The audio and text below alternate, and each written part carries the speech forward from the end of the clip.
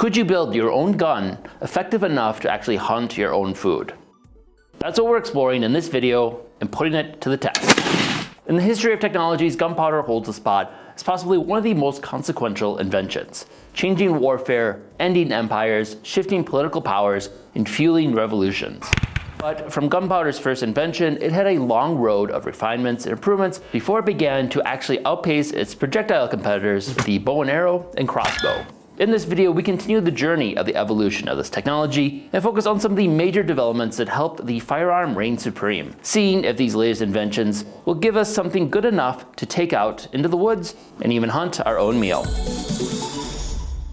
Covering firearms on YouTube comes with challenges: reduced monetization, vague policy rules, and the ever-present risk of a strike. To hedge our bets, we've split this content across multiple videos before. The flintlock mechanism got its own video as a lighter, and the gun and hunt appeared in the 10-year sandwich video. But I had to avoid showing the full gun construction and actual animal deaths. This time I wanted to show the complete process and hunt with one deliberate caveat. We'll demonstrate forging a barrel using historical methods, but then we swap it out with a more reliable manufactured tube in the actual hunting gun. That way, at no point does this video depict the actual manufacturing of a functional firearm, allowing us to both follow YouTube's rule and have a little bit more safety when we actually go and fire this a few times. These firearm videos are always a risk, so if you want to support the channel, join my Patreon, where some of the less allowed footage might just end up. I've now done 4 previous videos covering the slow evolution of gunpowder weaponry, starting from its first invention sometime in the 9th century China, where it was first used almost more like fireworks and for its incendiary purposes. Less of an actual weapon and more as a weapon of terror to cause confusion on the battlefield.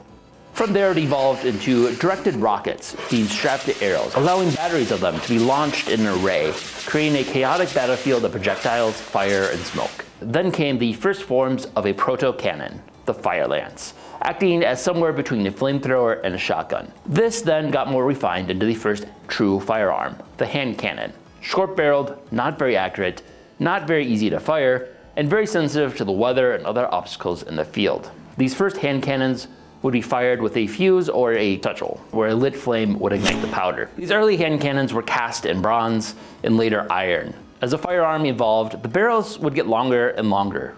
Longer barrels gave the expanding gases more time to push the projectile, resulting in higher speeds and better accuracy. However, this made them more difficult to cast, so forging techniques were used. Early methods took inspiration from wooden barrel making, which is where the name gun barrel actually traces from.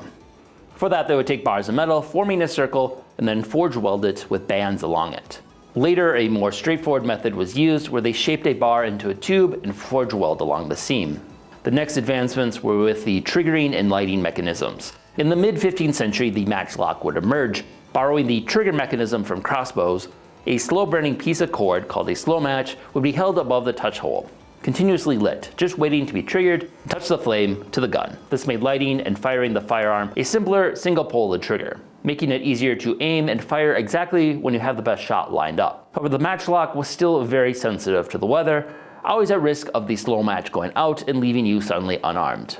So options for self-igniting firearms were of obvious value. One of the earliest options was the wheel lock, a complex mechanism that spun a spring-loaded pyrite in a wheel, showering out sparks. However, it was complex and expensive mechanism that really could only be afforded by royalty and the rich. So a simpler and more reliable mechanism was desired. Over the next few centuries, a few forms would evolve until finalizing into the flintlock mechanism in the early 17th century. First up, forging the flintlock, which we first forged to actually use as a lighter.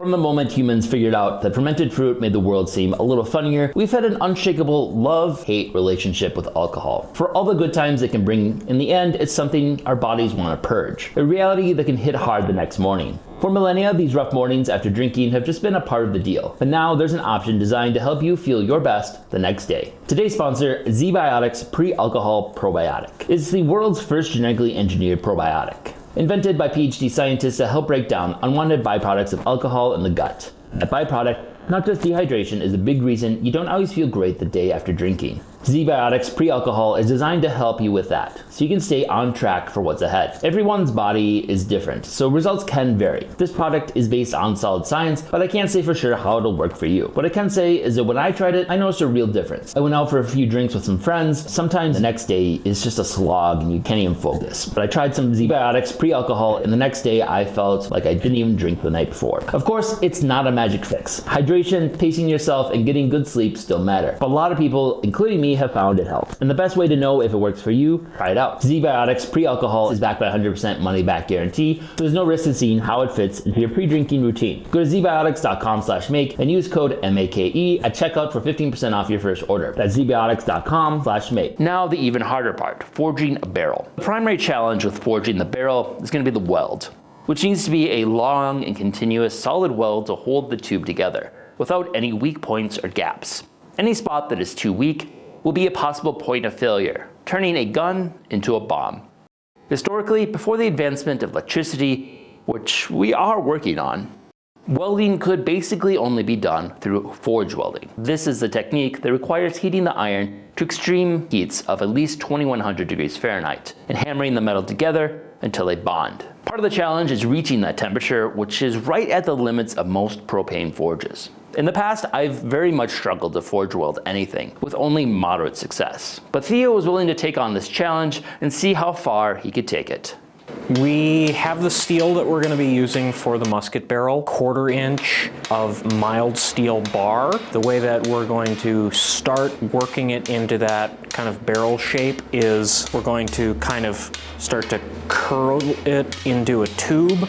It's not going to be necessarily very straight or pretty with the initial rough forging, but during the forge weld, it's going to get moved around quite a bit anyway. So once we have a successful weld, then we can worry about getting it straight as an arrow or straight as a rifle barrel.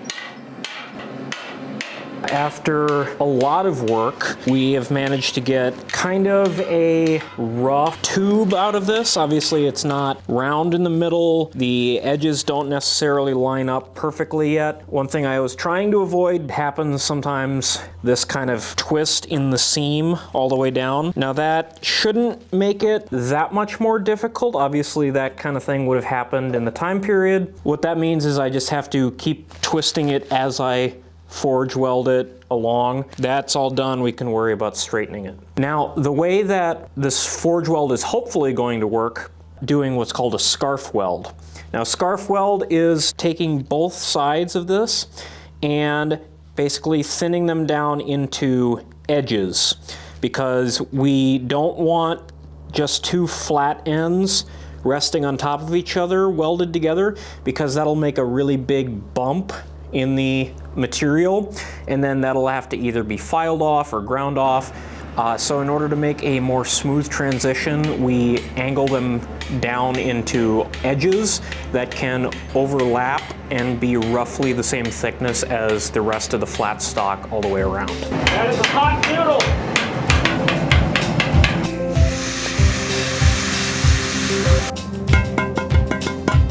Yeah, we might have gotten some places welded in there. Not bad for a first try.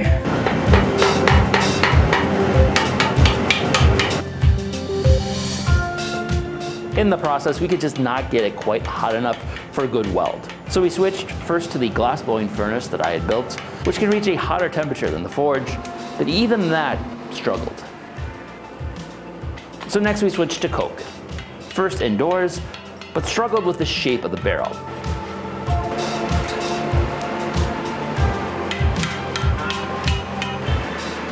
So we switched to doing it outdoors.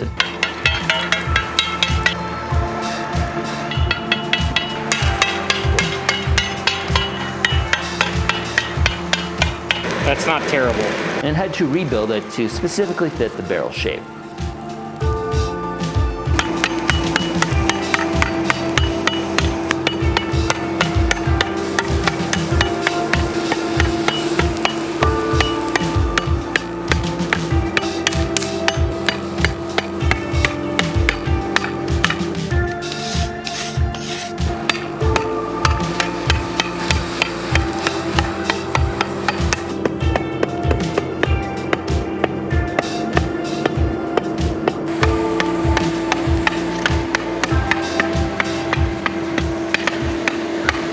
I've got the barrel forge welded together into a solid tube. I've been hitting it against the anvil to kind of make it bend back on itself to get that roughly straight shape. And then I'm going to use a tool called a boring snake or a boring jig that we will use to carve out a channel by grinding away at any high spots inside of that tube.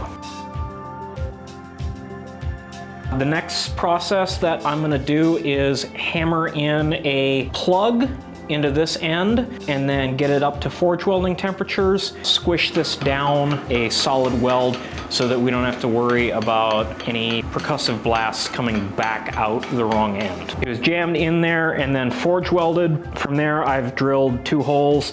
One to hold it in place to the stock, and then the other is a vent hole. This is where the fire from that initial charge of the black powder will go through to reach the main charge and fire off the weapon. Switching to the machine tube allows us to use a much thicker wall, thicker than we've been able to forge, giving us a lot of extra room for safety. However, we still need to weld the end of the plug, which leaves room for potential failure.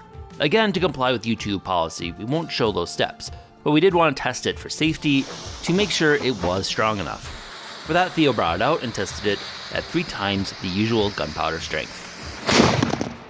And here's your proof in perfect condition. No warping, no breakage, no splitting, nothing.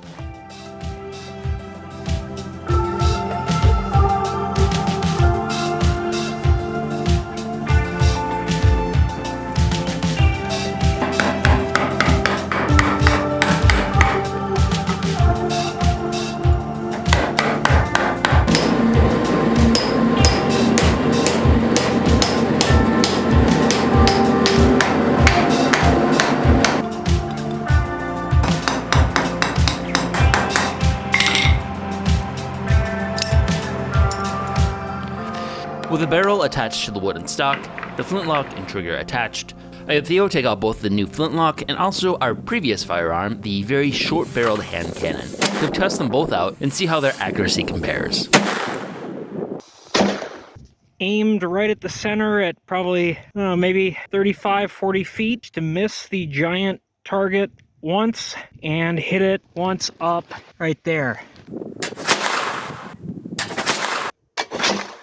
The final verdict on the accuracy, as you can see, 1 and 2 shots right there. Then over in the corner is the hand cannon, so we're a lot closer with the musket. Next comes the big gamble. I wanted to actually put this thing to a real-world test, and for that, hunting seems the best option. However, most of my hunting experience has been just sitting in a tree, never even seeing something to shoot. So to up the chance of success, I decided to go down to Texas where there's an abundance of feral pigs to hunt, hopefully upping our odds. Nevertheless, this was a big gamble, taking the time to travel and hunt, all the travel expenses, and paying for the hunting guide and everything was a lot of money. And there was a very real chance we'd get down there and come home with nothing. To help boost the numbers, I brought along both Elliot and Theo to join and hunt at the same time, hoping we get at least one between the three of us. After traveling the 1,000-mile drive to the other side of the country, we were set up with 4 hunting sessions in the morning and evening over the course of 3 days. Before we went into the field though, we gave it one more test fire for safety. Out on the hunt, the first session we were set up in a blind with a decent amount of activity.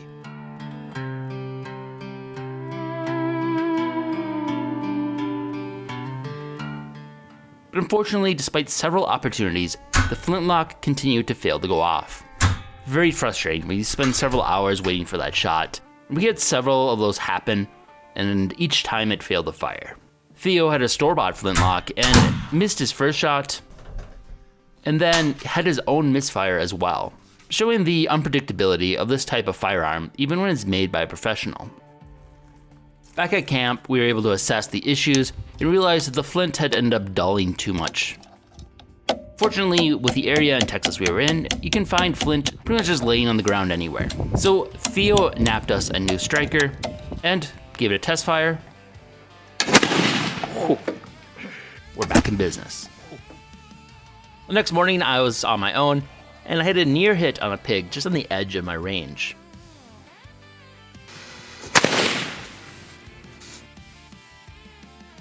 Then the rest of the morning I could only see them way off in the distance. Theo was off at another location and ended up getting the first kill. There you go, Andy. Suppose I should probably haul this guy off the road now, so... Elliot was also by himself and got a couple shots off. But these pigs are hard to take down, and just shook it off and ran off to live another day. The following evening, Theo and I got placed by a watering hole. And after a long wait, a whole pack rolled in. Theo took out the biggest before I could even fire the flintlock, making the largest kill for him. Is that enough pork for us yet? But shortly after, another pig showed up, and I was able to take my shot. Success, killing it nearly instantly.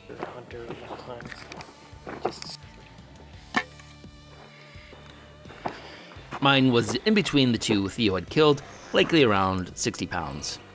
With our 2 kills, we had a pretty good yield, which left us alone, unprotected in the dark, where plenty of pigs were still heading to the watering hole, and still a couple hours before we were going to get picked up. Fortunately, they were not feeling too aggressive that night. Elliot sadly had no luck and came back empty-handed. Then for the last hunt the last morning, none of us even saw a pig. We didn't see a single one. Which left us heading home with over 200 pounds of pig meat and a successful mission. We were able to take the flintlock out and try it out. Had a few firing issues here and there, so it was a little bit of a challenge. Even with the store-bought flintlock, we still had some issues with that getting ignited for every trigger pull, so that definitely added a lot of challenge. Probably could have gotten a few more if we had a little bit better success there, but we were able to get 3 pigs at the end of the hunt, decent size. I think we'll get some good meat out of that and can fry up some bacon. The flintlock, you know, it had its issues. We probably could have used a little bit more time on it, but I'm happy with the results that we got with it, and I think that more than capable of doing what we needed it to do. This is my first time hunting hog. They're definitely a little bit more intimidating than deer, especially when Andy and I were out sitting on the folding chairs out in the middle of the bushes. Once the sun went down, you start hearing them all over the place. They're like, okay, we should probably like climb a tree or something, but no, they left us alone as long as we were talking.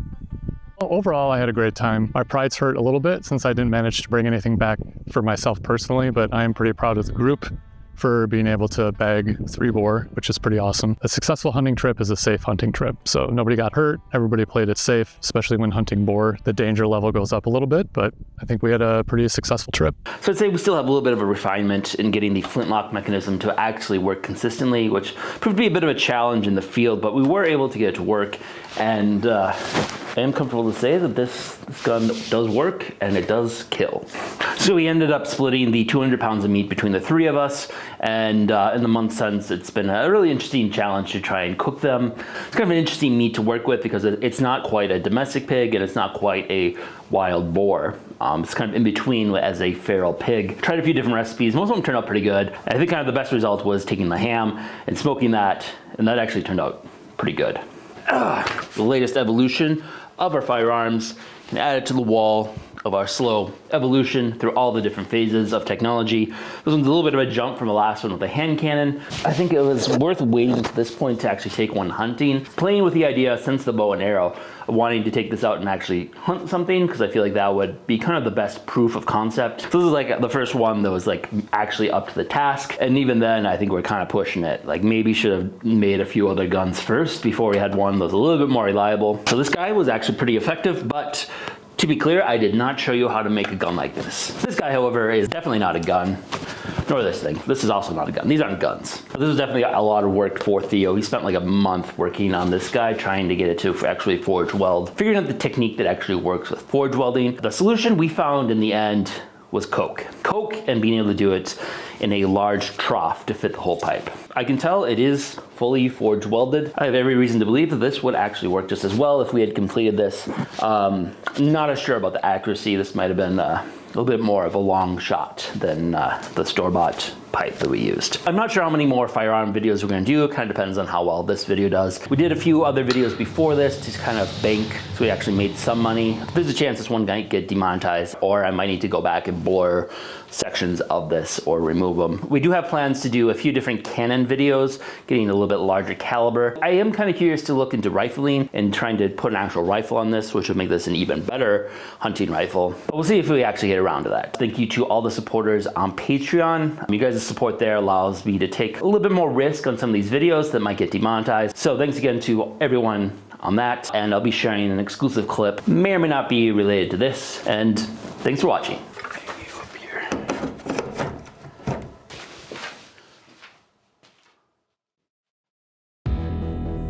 If you enjoyed this video, be sure to subscribe and check out other content we have covering a wide variety of topics. Also, if you've enjoyed these series, consider supporting us on Patreon. We are largely a fan-funded channel and depend on the support of our viewers in order to keep our series going. Thanks for watching.